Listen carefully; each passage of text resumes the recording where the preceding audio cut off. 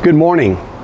It's time once again for the Midweek Uplift from John Wesley United Methodist Church in Victoria, Texas. We do this each week and we're just glad to welcome you. Hope they have been a help to you. Our church family members have gotten together and a lot of them are doing these messages of encouragement at the midweek time. And so this morning we're going to be listening to Joanne Grady. She's been a part of John Wesley family for a good many years.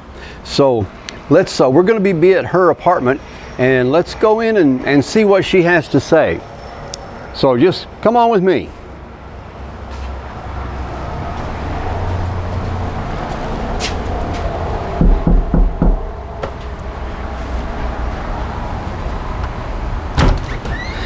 Hey Joanne. Hey. We are here to do the Midweek Uplift. Great, welcome, come in. All right, thank you. Good morning. This is Joanne Grady from what my family calls my zone. I have everything I need right here. The TV's over there. There's music there I can play. I've got books of puzzles that I can do. This is all Bible, every morning Bible, which all came in really handy when I guess I got tired of being all by myself in the apartment when all this virus stuff hit. So I fell and broke both feet and one ankle. So all of a sudden, I was not alone because I could not be by alone. It works well, but I do not recommend it. Things are better now, and I want to thank all of you. You sent cards, you called, I felt your prayers, and I am fine now.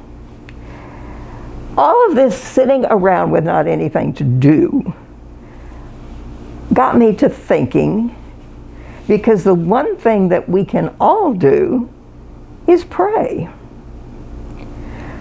So in thinking about prayer, I got around to thinking about the Lord's Prayer.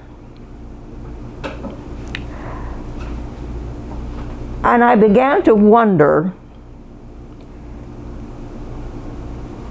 do we do too much reciting the Lord's Prayer? Almost like a poem we memorized in junior high. Do we really pay attention to what we're saying when we recite the Lord's Prayer? I'm kind of afraid that maybe sometimes we don't. And reading the Lord's Prayer in Matthew and in Luke. In Luke, it really kind of sounds like Luke is saying, okay, these are the words you need to say. But in Matthew, that's not what I'm hearing. What I'm hearing in Matthew is Jesus saying, this is the way to pray. He starts off with our Father. Our Father means we are all children of God. The interesting little thing that flicked through my mind when I thought of that was Jesus always talked of God as his Father. Does that make us siblings of Jesus? I guess there could be several books written on that, never mind. Looking in the study Bible here, I found something kind of interesting about why Jesus came up with this. He said, when prayers are reduced to techniques or formulas as a means of manipulating God, they're wrong. In the first century, Some had developed long lists with the names of pagan gods. They would recite their list, hoping to correctly pronounce the names of the gods, and thereby harness their power to grant their wishes. Others would endlessly repeat phrases or syllables in an attempt to earn the favor of the gods. Jesus calls such pagan practices to show that true prayer depends on what is in the heart more than what is on the tongue. So, our Father in heaven, hallowed be thy name. Okay. We're not appealing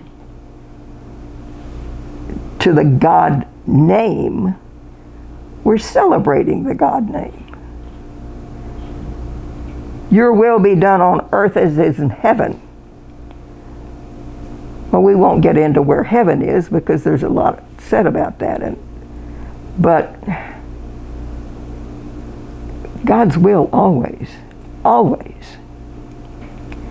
Give us our daily bread. Okay, bread represents sustenance. The sustenance that we need is not just physical food. We also need spiritual sustenance.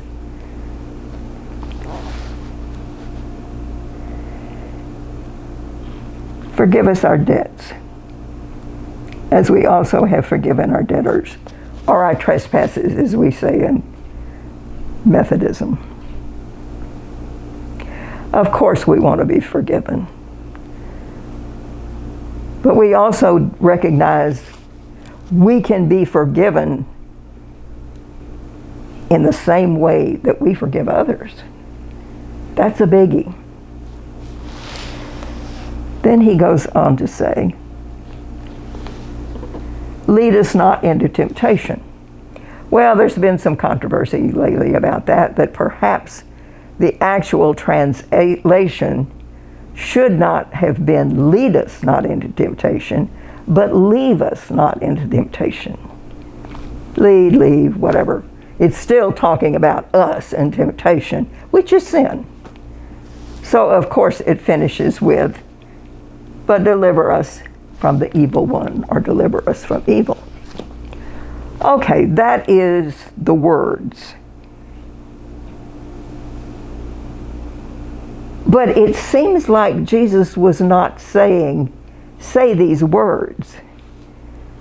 Jesus was saying, this is the way, or the method, if you prefer, to pray.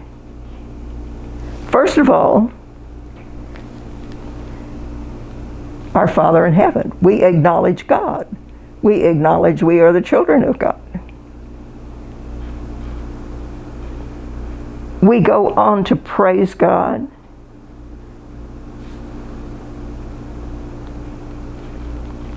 We go on to ask for help. We accept our responsibility. So maybe instead of just wanting things from God, we need to take this way that Jesus said to pray, this formula of how to pray, and make it our own prayer to God.